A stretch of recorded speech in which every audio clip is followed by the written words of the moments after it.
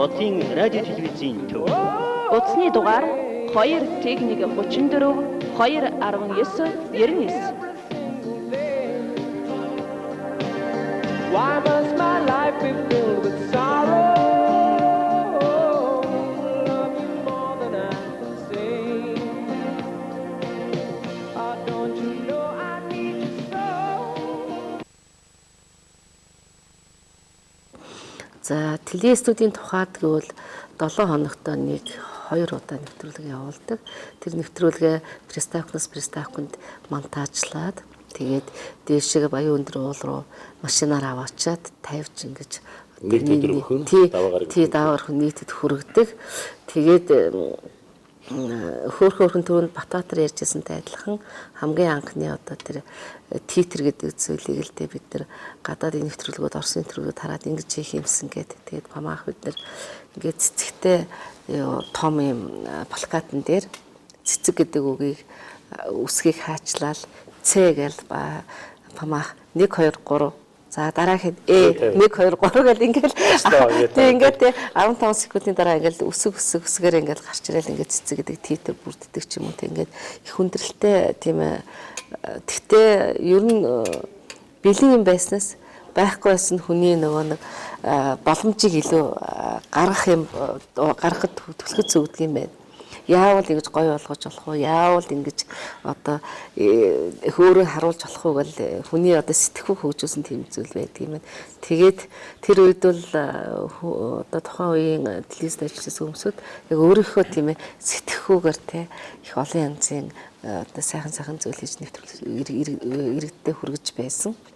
Тухайлбал одоо ингээд ороолыг бол одоо амархан болсон шин тийм юм болдохгүй би хүүхдийнхээ тоглоомыг суг татаж ирээд л ингээд дамар болгоод ингээд эргүүлээл тэгэл нөгөө помсрах модон хөрөөгөр ингээд эргүүлдэг байхгүй. Тэгэхээр нөгөө дамарч ингээд ааж эргэж тэгэл хөрөөний чи ер нь энэ талдаа бүдүүн уршаагаад юу болчих жижиг нэгэн айгуу сайхан чигтгэн явж ирсэн гинтэн жирсгээл алга болчтой. Тэгээд иймэрхүү олон одоо юу тийм нарийн ширээ механик ажлуудтай ихтэй тэгтээ энэ түүхийг тийм ээ одоо бичих тийм хувь зохиол та бидэнд олцсон. Захиалаад доронтын хэрэг гэдэг үнэтэй ариунаа дарга зөндөө явсан. Тэгээд нэг жижигхэн хөрхөн пул тавьчихсан. Тэгээд 6 сарын 4-нд бидний анхны нэвтрүүлэг гарсан. Тэр нэвтрүүлгийн бүх сценаар, тэр нэвтрүүлгийн програмыг бол би хийсэн. Тэгээд нэг гам юмар бид нэр тэ өчнөө суужиж өчнөө нөгөө техникээ бас мэдхгүй тий янз бүрийн юм болж чаад ингээд ихэнх үедээ бол бас тэнцвэрнүүд байгаа тий бүхэл бүтэн тийм ээ их урт нэвтрүүлэг болсон та бидний 2 цагийн нөө тий 2 цагийн нэвтрүүлэг болсон юм байгаа. Тэгээд тийм анхны нэвтрүүлэг Эрдэнэтээс сурч хэлсэн. За тэгээд Эрдэнэтийн телевизийн түүх бол ер нь хэцүү. Одоо шууд нэвтрүүлэг байхгүй дандаа хальсаар зөөрдөг гүйдэг гэл ингээд тий баян дээр хайрхан дээрс хамгийн анхны шууд нэвтрүүлгийг бол би хийжсэн гэдэг ингээд Эрдэнэтийн телевизийн тийм ээ анхны гэдэг юм бол ер нь ихэнх надтай холбоотой. Тэгээд энэ түүхөр бол би бахархаж явдаг. Тэгээд олон жил энэ салбарт явсан. За дараа нь Радио телевизийн төв олон сайхан залуучуудаар одоо бүрдсэн. Тэрнийг одоо би шууд хэлмээр байна. Энэ бол одоо манай Батбаатар тэнд сууж ин одоо Гокийн хэл мэдээллийн албаны найруулагч хийж байна. Батбаатар өнөөдөр Эрдэнэт таймс сонины редактор манай Мөнгөн Туяагийн хань. Ингээд ийм 2 сайхан залуучууд ирж илаа. Дээр манай Мөнгөн Туяа Балжин юмгээд шижгэнсэн сайхан 4 залуу орж ирж манай Эрдэнэт радио телевизийг тийм ээ өнгө оруулж исэн ийм түүхтэй эхлүүлээд бидний дунд байсан бас их олон хүмүүс өнөөдөр хорвогийн мөнгөсийг үтсэн байна. Тэгээд нэг бодлын бас нэлээд эрттэй хорвоос бутсан тэдний бас үлдээсэн түүх, бичсэн түүх бол одоо радио телевизийн хальснаа мөнгөрч үлдсэн гэж боддог. Тэгээ бид нар түүхийг бүтээхдээ бас юу гэдгийг тухайн цаг үедээ л ерөөсө болж иж бодоод орчдөг. Эргээд харахаар бас түүхгээд ахрын байхгүй болчихж байна. Тэгэхээр энэ удаагийн уулзалтыг энэ Орхон аймгийн Эрдэнэт хотын 40 жилийн ойн босгон дээр зориу санаачилсан 2 тийм ээ анхны мэргэжлийн боловсон хүчинтэй Мөнгөн Туяада Балжин нэмдэ баярлалаа гэж хэлмээр байна. Радио телевиз хоёр бол ер нь бол хамт явхад бол бас айгүй хэцүү. тэгээ тэнд байдаг сэтгүүлч нар нь те одоо хоёр өөр хэлбэрээр тийм ээ нэг үйл явдлыг те өгнө гэдэг бол айгүй хэцүү. Тэгэхээр ер нь бол тийм ээ тусдаа түүх болоод явсан илүү те одоо хэрэгтэй гэж бодож байгаа. Тэр ч утгаараа өнөөдөр Эрдэнэтэд 10 телевиз хичнээн чим FM-үүд бий болсон те. Тэгээд тус ингээл авч явж байна л да. Тэгээд саяхан Памасар ах маань бурхан болсон. Тэгээд энэ хүний бол бас энэ орон нутгийн телевиз гэж юу байдгийг энийг одоо бий болгох гэдэг орон улсын хувь нэмэр бол бас мартагдчихгүй гэж ингэж хэлмээр. 10 телевизийн анхны нэвтрүүлэг хийгээд тэгээд нэлээд бас их нэр хүндтэй болоод бид нар чинь их гоё нэвтрүүлгүүд хийж ийн гэдэргээд тэгээд бүгдээрээ нэг юу яадаг юм аа найралтын те студ дотор энэ холбоонд ажлын байранда юунд тэр артлынхаа яг нөгөө диктор суудаг.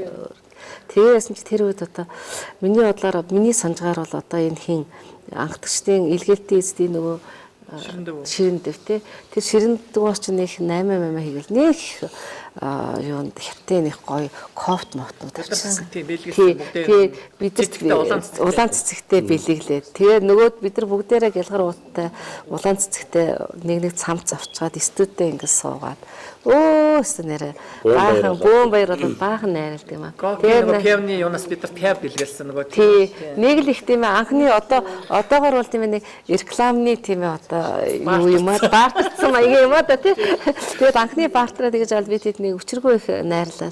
Тэгээд суужсэн сүулдэ бүгдээрээ уйлж дуулаад хоёр-хоёроо уйлж дуулаад тэгээ хамгийн сүүлд тийм ээ пүүжэ өтер уйлдаг лөө тий. Аль пүүжэ? Ихтэй пүүжэ тий. Тэгээд хоёр-хоёроо тийм ээ эмгтээчүүд нь уйлж яаснаа сүлдээ эрэгтэй эмгтээ уйлж байсан. Пүүжэ тэр хамгийн сүүлд нь уйлждаг юм тий. Тэгээд нэг чих хайхад сугцсан бол яг. Гэхдээ яа ч тийм нэг ажлынхаа нэг ачаалын дараа нэг тийм нэг бартардаа нэг гоё бэлэг аваад тий нэг их сэтгэл хөөрсөн. Тэгээ ариуна нэг юунд хүүхдээ эмчлэлгээд хойшоо нэг жил явсан. Тэгээ тэр хооронд би энэ байгууллагыг удирдах байсан. Тэгэл энэ гам юмар бид нэр нэвтрүүлгээ өглөө болгол итвчигт. Тэгэл бүр амар тий амар сэтгэлээсээ тэгээд амар нервтэй. Чи өстой ингээд чи монтаж хийхдээ алдсан. Тэрний тохоо ингээл гараад ирсэн шүү дээ. Тэгээд тэрийг бол баргийн амтан анзаарахгүй шүү дээ.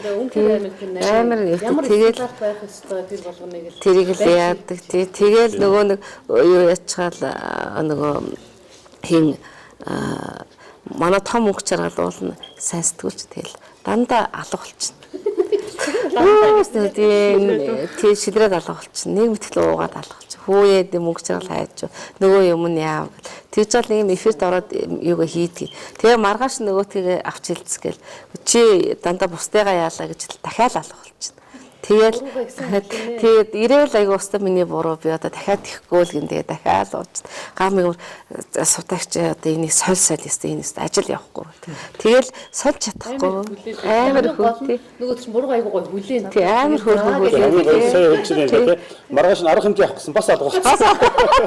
Арга хэмжээ авах бас тэгээ одоо арга хэмжээ авч чаддгүй яаж чаддгүй тэгэл тэгтээ тэр нэвтрүүлгүүд их сайн нэвтрүүлгүүд явж байна. Эрдэнэтийн радиогийн телевизийн түүхтэй маш салшгүй холбоотой. Ерөнхийдөө бол бас уран бүтээлийн хувьд өсөлт дэвшилт буюу тесрэлтийн ийм гараан дээрээс түлхэж сулж исэн бас хүчирхэг уран бүтээлчүүд ягарахгүй. Эдгээр улс орон даяар одоо яг найруулагчийн хувьд мэддэг. Тухайн үед улсын радио төв Монголын үндэсний радиогоос шилжиж одоо манад ажиллахаар хүрэлцэн ирж ажиллаж байсан найруулагч Даваасрангийн гам мегмар маань өнөөдөр өргөдөж ирсэн байна. Тэгэхээр гам мегмарынхаа дурсамж яриагаар үзэгч та бүхнийхээ сонирыг мэлдаа гэж бодож байна. За баярлалаа. За юуны өмнө л одоо энэ арга хэмжээг зохион байгуулад ийм хөөрхөн өвөрмөх зорилго илгээсэн энэ зохион байгуулагчтай баярлалаа. Энэ урилгыг хараад ариуна даргийнхаа тэр фэйсбүүк дээр тавьж байгаа тостуудыг хараад ирэхгүй байхын арга байсангүй. Тэгээ сэтгэл их хөдлөлөө та нүхтэйгээ хараад их сайхан байна. Би тухайн үед одоо Монголын үндэсний радиод ажилладаг гэсэн. Хаяа ихчтэй хөгжмийн редакцид туслах найруулагчаар ажилладаг байлаа. Тэгээ тухайн үед бол манай орон нутгад байгаа радионууд бол бүгдээрээ ингээл Монголын радиогийн салбарууд болохтой зэрэг үргэлжингээ ирж очин, сурвалжлагчд очин, тэнд нэвтрүүлэг бэлдэн, бэлдсэн нэвтрүүлэг нь үндсэн радиогоор явна ингэдэг байлаа. Тэгээд тэнд ажиллаж байхдаа бол ариуна гэгчдэг, ариуна дарагтайгаа танилцсан. Тэгээ манай ариуна гэгч ч болохтой зэрэг нөгөө цагаан ах дээр ихвчлэн ирж нэвтрүүлэг нь радиогийн нөгөө 2 дугаар студид бичгтэл ингээд явдаг. Тий. Биш. Найруулагч цагаан, бүржвийн цагаан. Тий. Тэгэл бид нар бол ерөөсөө яг л нөгөө уран бүтээлийн андууд байлаа. Тэгээ олон жил тэгж ажилласан тий.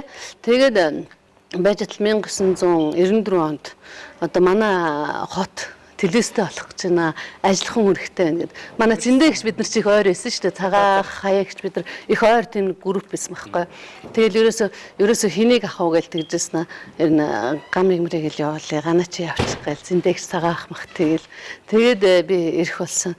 Тэгээд ирэх болсон шалтгаан тэгээ би одоо нэг тоног төхөөрөмж яг дурандаас хэрэггүй ингээд тоног төхөөрөмж анхны VHS-ийн яг монтажийн зориултын аппаратур байхгүй юу? VHS-ийн перставк биш VHS-ийн нөгөө тий VHS анхны тэр метг аваад ингээд хийдэг монтажийн тим аппарат ирээд тэгээ хэрэг ах маань одоо бүр Эрдэнэтэд авчирж өгөөд энэ студид суйрлуулж өгөөд тэгээд ингээд анхны ажил хийж байлаа. Би одоо яг энэ сэлэнг зочдуудад 2 давхарт хүүтэйгээ бараг 2 жил амьдарсан.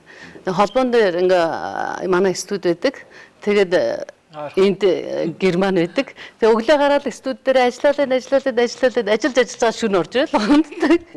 Тэгээ хүйцэрлэгт иймэрхүү маягтай Эрдэнэтийн радио телевизийн техникийн төв байсан шүү дээ.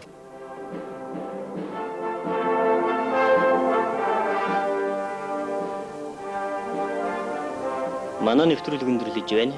Таал урших болтугай. Та бүхний шинэ 7 хоногийн ажил үйлс амжилт хүсье. Баяртай.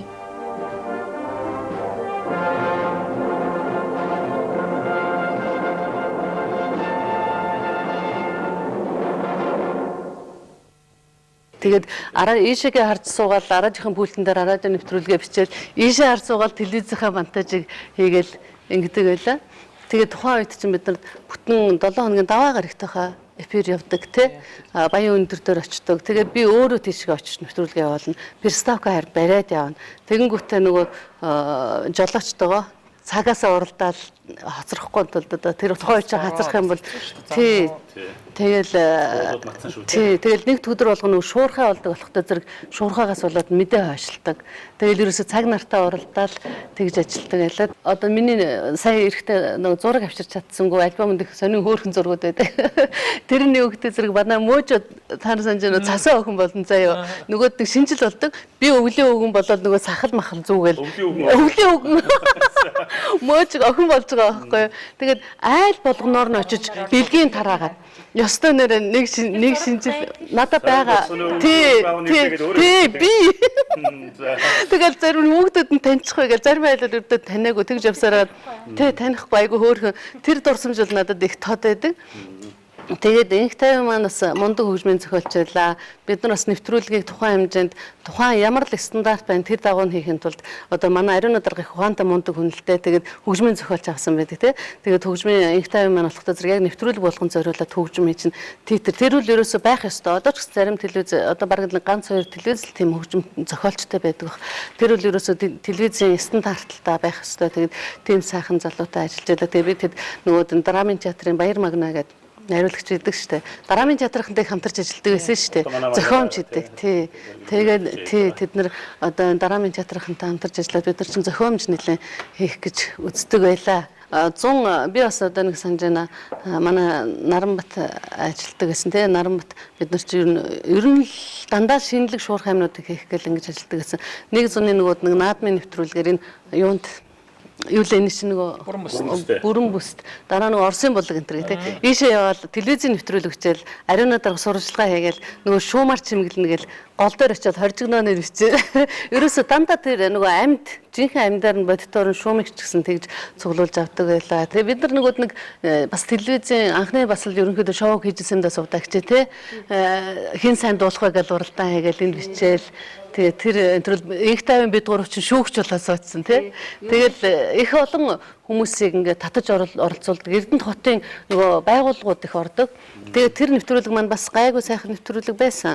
Эрдэнэтийн телевиз радиогийн уран бүтээлчд анхдагчдын өнөөдрийн сайхан уулзалтан дээр ерөөсөө энэ анхдагчдын анхдагч гэдэг шиг энэ телевиз Эрдэнэтэд байгуулагдаагүй байх үеэс Гокийн телевизийн телестудид нэвтрүүлэгчээр хүрэлцэн гэрж уран бүтээлийн энэ салбарын ажил үйлсээ эхлэж байсан. Одоо бас өнөөдрийн бас уулын bijуулах Эрдэнэт үйлдвэрийн нэртэй сайхан сэтгүүлч редактор 8 жингийн ган төгс нэвтрүүлэгчийнхээ дурсамж ярианд та бүхний анхаарлыг хандуулъя. Тэгэхээр түүхийг тухайн цаг үед нь одоо сэргээж авч үлдэж явах нь би маш зөв гэж боддог. Яг л түүхийн явцад түүх дурсамж мартагддаг, балардаг тийм ээ. Тэгэхээр миний хувьд бол миний радио телевизтэй амьдралаа холбосон түүх бол яг Эрдэнэт хотын 40 жилийн түүхтэй холбоотой гэж боддог. Яг гэвэл 40 жилийн өмнө 1976 оны 4 сарын 16-нд манайх Улаанбаатар хотоос гэр бүлээрээ аав ээжтэйгээ 5 хүүхэд нь ингээд нисдэг тэргээр Эрдэнэтэд илгээлтийн эзэдийн тосгонд ирж ингэж айл болж одоо шинэ Эрдэнэт хотын амьдралаа эхэлж байсан. Тэгэхэд би одоо 7 настай 4 сарын 16-нд тэгэхээр 76 оны 4 сарын 16-нд ингээд 76 оны 9 сард 1-р ангиас одоо Эрдэнэт хотод сурч одоо өдөө хүртэл 40 жил энэ хоттойгоо хамт энэ хоттой амьдарч ингээд сайхан амьдраад ирлээ. Радио телевизийн түүхтэй бол мөн 1992 оноос эхэлсэн байна. 1992 онд одоо Эрдэнэт хэвсний үйлдвэрт хойно сургууль төгсөж ирээд Эрдэнэт хэвсний үйлдвэрт ажилд орж байхад сэтгүүлч Яндаа Аравцгагүй хэвсний үйлдвэрийн үүдэнд одоо тосоо зогсож идэг гэсэн ажлаас тарахад Эрдэнэт үйлдвэрийн телестудид нэвтрүүлэг уншуулах гэсэн ингээд яг ингэж анх удаа бол эфирт гарч ирсэн түүхэн юм. Радио телевизийн аймгийн радио телевизийн одоо үндсэн ажилтан нэвтрүүлэгчээр бол 1994 онд орж исэн. Тэр үед Монгол Улсын соёлын гавьяа цэцгэлтэн Батсэрэн найруулагч Пүрвживийн цагаангуй хоёр ирээд одоо нэвтрүүлэг шалгаж явна гэдэг аймгийн холбоон дээр ирдэг радиогийн студид авахар болсон. Тэгээд тэр зарыг ээж маань радиогоор сонсчоод чи очиж шалгуулаач гэд намайг хийсэнд ажиллаж байхад ингэж хэлсэн. Тэгээд холбоон дээр очиод нэг 30-40 хүүхэд залуучууд байсан баг. Тэднээс шалгуулад тэгээд аймгийн цаг уурын төвчөнд ажиллаж ирсэн мөнх чаргалтай ингээ хамт эрэгтэй эмэгтэй хоёр нэвтрүүлэгчээр ингэж шалгарч ажиллаж ирсэн юм аа. Аймгийн нийтийн мэдээллийн төлөвлөлийг захад би гадуур явж байгаа л яг эфирэ болох үед дуудагдана. Тэгэл залуу байсан ялах жоох хүүхэдтэй. Тэгэл 4 настай л охин маань 3 настай ч л охиныгаа дагуулж ирээл нэг эфир унших болдгийг. Айгүй яаруу орж ирээл. Тэгэл эфирэ уншичаад микрофон нөгөө шүүрийн микрофоноос төрөний хилдгээр Ингэрийн яг юм зүүдэг микрофон байхгүй хувцсан дотроо ингээд чэйжиндээ хавчуулцдаг. Тэгэд сандарч байгаа л нэгдүгээрт хоёр алдаа гарсан байгаа нэвтрүүлэгчийн хувьд. Нэгдүгээр пижакныхаа товчийг зөрүүлээ товчилсан. Тэгээ ингээд нэг угаасаа нэг 4 ээлжийн пижактай байсан баг тоо. Шар, улаан, саарал нэг нь ямар хаар өнгөйсэн мэдээж тий. Тэгэл шар өнгөтэй пижактай айгуу суусан чинь товчоо буруу зөрүүлсэн. Их л сандруу тэр эфир болсон шиг байгаа. Тэгээд оройн гэртээ очиж харж исэн чинь охины маань нэг жижигхэн шар толгоол даагуур яваад гэдэг. Тэгэд энэ хамт олонд үндсэн ажилтнаар авахад бол яг ариуна дараах тэр үед надад бас санал тавьж ирсэн. Ингээд нэвтрүүлгээ уншуулад явахын хажуугаараас үндсэн ажилчин болгоод авах юмсан гэсэн надад санаа тавиад хажуугаар нас нэг цэвэрлэгээ үйлчлэгээ хийгээд залуу хүүхдээ ингээ өөрийгөө сорих хүүхэд нь би одоо дуртай ээж зөвшөөрөөд энэ хамт олон дотор орж ирсэн.